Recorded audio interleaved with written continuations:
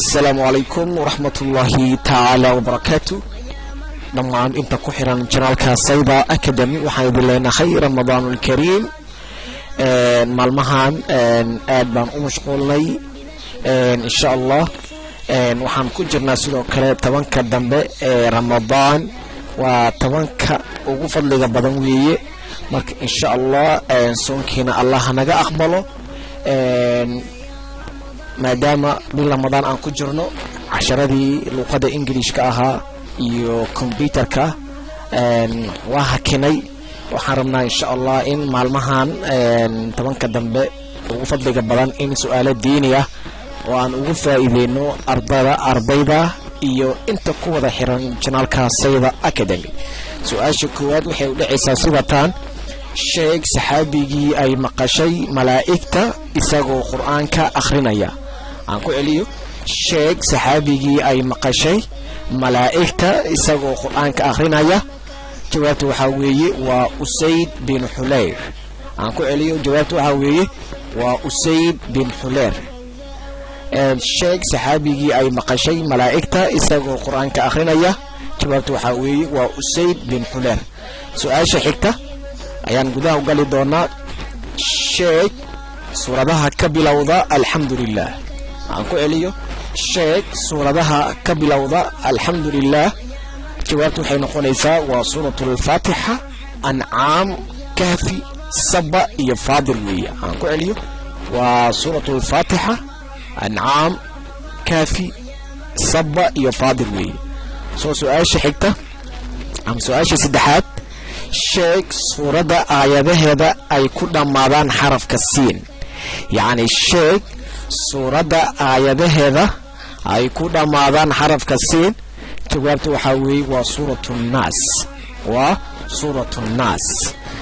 su'aasha afaraad waxay u dhacaysaa sidatan: waa imisa rakacadood salaadaha la tukado habeenkii iyo maalintii.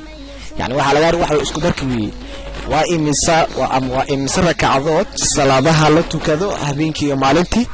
waxayna jawaabtu noqonaysaa waa 17 rakacadood weeye. 17 rakacadood weeye. su'aasha shanaad waxay u dhacaysaa sidatan: sheeg gabigaagii nabiga caayay kadibna amaanay kuna islaamay gacantiisa. sheeg gabigaagii nabiga caayay kadibna amaanay kuna islaamay ama kuna islaamiyay gacantiisa.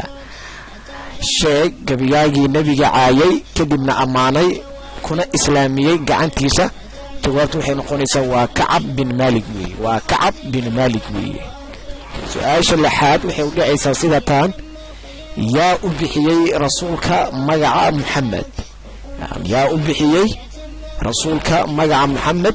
jawaabtu waxay noqonaysaa waxa u bixiyay waxa weeye awowgiisa Cabdimudallib bin Hashim. يعني مجا محمد أم نبينا محمد صلوات الله وسلامه عليه وحا أبحيي أوغيسا عبد المطلب بن هشام بن هاشم. سؤال اللحاد عفوا سؤال تضوات: شيخ يهودي دقنيد مدينة حلي رسولك. شيخ يهودي دقنيد مدينة حلي رسولك.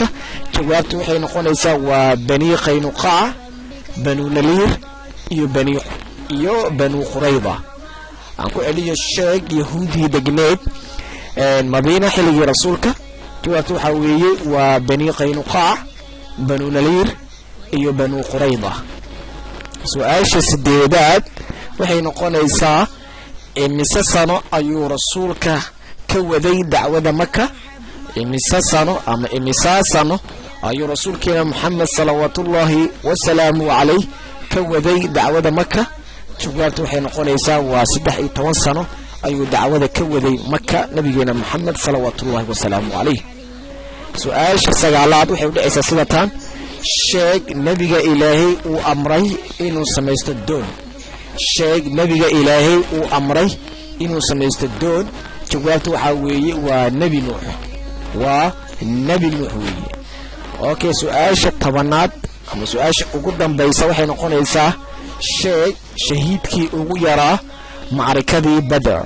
ama sheeg shahiidkii ugu yaraa macrakadii Badr.